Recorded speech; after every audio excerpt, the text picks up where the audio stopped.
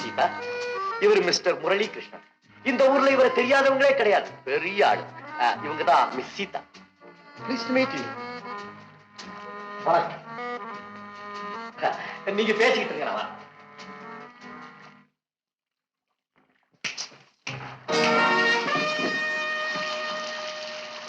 சீதா, இதுக்கு முன்னாடி நான் உங்களை எங்கேயோ பார்த்திருக்கேன். ஆனா எங்கன்னு தான் கவனம் இல்லை. நீங்க ரொம்ப அழகா இருக்கீங்க.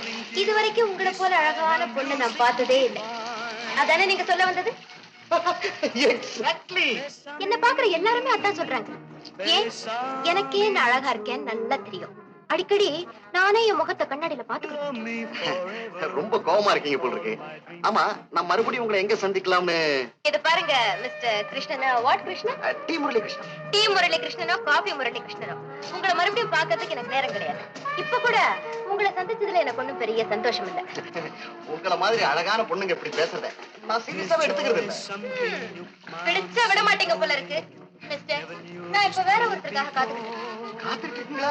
இந்த கனவு கண்ணியை காக்க வைக்கலாமா? நானா இருந்தா உங்களுக்காக காலமெல்லாம் காத்துட்டு இருப்பேன். காத்திருந்து நல்ல பழக்கம் போல இருக்கு. அப்போ நீங்க இங்கேயே காத்துக்கிட்டு இருங்க, நான் வரேன். If you should leave me.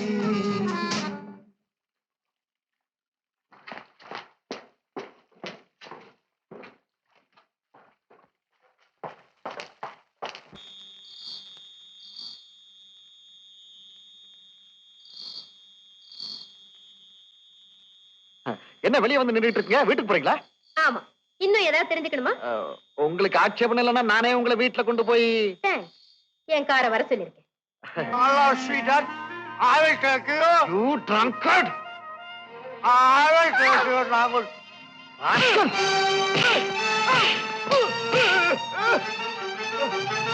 Madam, இந்த நேரத்துல இங்க நிக்கிறது அவ்வளவு நல்லதில்ல. வாங்க, உங்களை நான் விட்டுட்டு போறேன். இப்ப நீங்க என்ன புரிஞ்சுக்காட்டாலும் பழக பழக புரிஞ்சுக்குவீங்க. என்ன பத்தியும் நீங்க போக போக புரிஞ்சுக்குவீங்க. ப்ளீஸ்.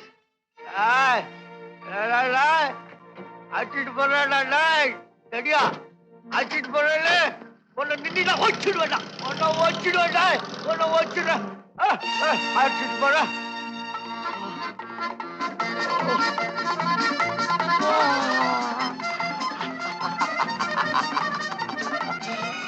ஐயோ ஐயோ, முறையடா சுடுதா.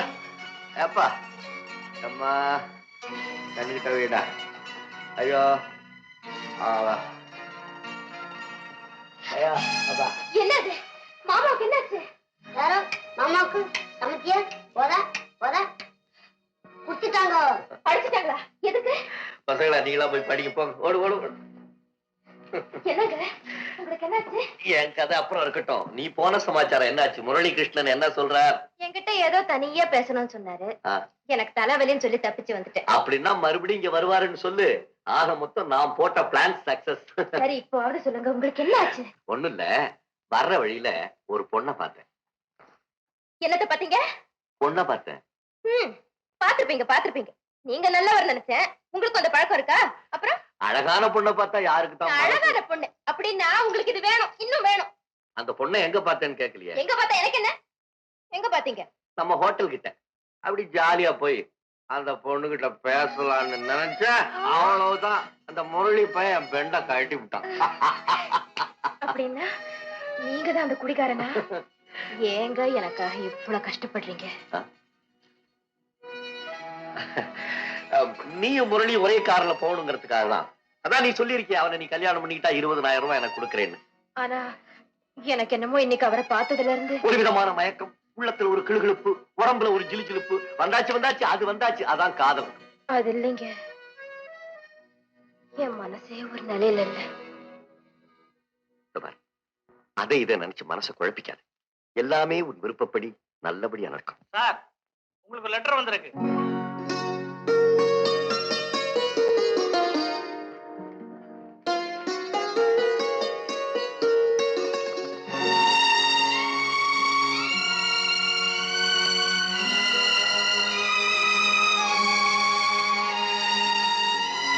யாருங்க லெட்டர் போட்டிருக்காங்க? யாரோ மிஸ்டர் கோபாலா. அவரும் அவருடைய மனைவியும் நாளைக்கு நம்ம வீட்டுக்கு வரப்போறாங்களா? எதுக்கு? எங்க பத்திரிகை ஆசிரியர் பாண்டியன் பத்திரிகையில ஒரு விளம்பரம் போட்டிருந்தாரு. அதை பார்த்துட்டு நம்ம வீட்டுல இருந்து ஒரு குழந்தை எடுத்துட்டு போய் வளர்க்க போறாங்களாம். இதை எப்படி நான் குழந்தை கிட்ட சொல்லுவேன்? எல்லாரும் வாங்க. குழந்தைகளா, இப்ப நான் உங்ககிட்ட ஒரு முக்கியமான சமாச்சாரம் சொல்ல போறேன். எல்லாரும் அமைதியா கேட்கணும். சொல்லுங்க மாமா. நான் உங்க மேல எவ்வளவு பிரியம் வச்சிருக்கேன்னு உங்க எல்லாருக்கும் தெரியுமில்ல? மாமா, நாங்களும் உங்க மேல எங்க உயிரையே வச்சிருக்கோம்னு உங்களுக்கும் தெரியும்ல. நமக்குள்ள இருக்கிற பாசம் உங்க நல்வாழ்வுக்கு இடைஞ்சலா இருக்கக்கூடாது.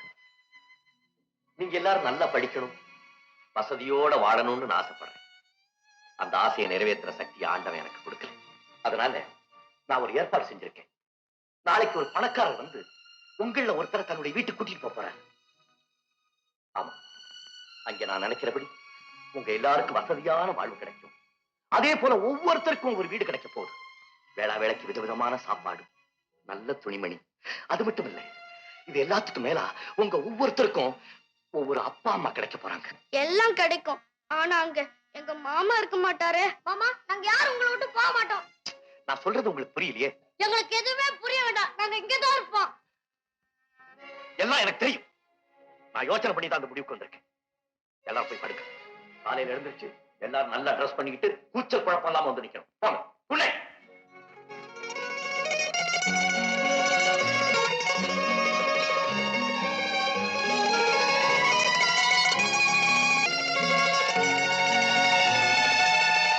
எந்த குழந்தையும் உங்களை விட்டு பிரிய தயாரா இல்லையே. சீதா, எனக்கு மட்டும் அவங்கள பிரியணுங்கிற ஆசையா? கடல்ல போயிட்டு இருக்கிற கப்பல், அதுல இருக்கிற பிரயாணிகள் கூட நிரந்தரமா சொந்தம் கொண்டாட முடியுமா? அவங்கவுங்க இறங்க வேண்டிய இடத்துல அவங்கள பக்குவமா கரை சேர்த்துட்டு பிரயாணத்தை தொடர வேண்டியதானே கப்பலுடைய கடமை. சீதா, என்னுடைய எதிர்காலத்தை பத்தி நான் என்னைக்குமே கவலைப்பட்டதில்லை. ஆனா இந்த குழந்தைகளுடைய எதிர்காலத்தை நினைக்கும் போதுதான் எனக்கு பயமா இருக்கு. காலப்போக்கில் எனக்கு வயசாயிடும். ஓடி ஆடி உழைக்க முடியாத நிலை. இந்த பசங்கள் எல்லாம் பெரியவங்க ஆயிடுவாங்க. காலேஜுக்கு போகணும், ஃபீஸ் கட்டணும், அது வாங்கணும், இது வாங்கணும், எங்க வருங்காலத்தை வகுத்து கொடுங்கன்னு கேட்டா நான் என்ன பதில் சொல்லுது? ஒரு பொண்ணு இருந்தாலே கஷ்டம்னு சொல்லுவாங்க. எனக்கு இப்பவே 6 பெண்கள். இதெல்லாம் தலைக்கு மேல வசந்து நாளைக்கு கல்யாண காட்சின்னு நினைச்சுன்னா நான் என்ன செய்வேன்?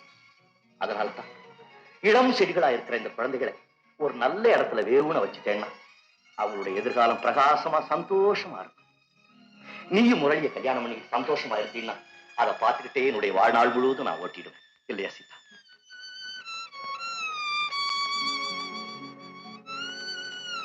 எனக்கு என்ன சொல்றதுன்னு புரியலைங்க. புரியல பாபா.